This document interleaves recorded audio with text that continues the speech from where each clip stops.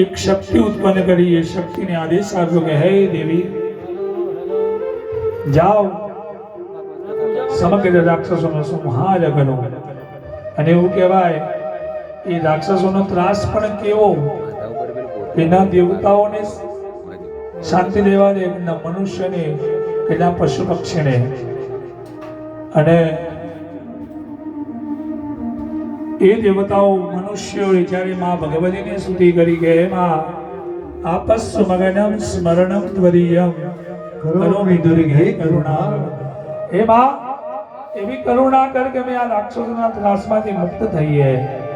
અને એવું કહેવાય છે માએ એમની વાત સાંભળી હોય એ પ્રમાણે એ શક્તિને જાગૃત કરી। કહેવાય છે કે વૈશાખ સુદ બારસના દિવસે એ શક્તિ ઉત્પન્ન થઈ અને એ શક્તિને આપણે મહાકાળી ઓળખીએ છીએ।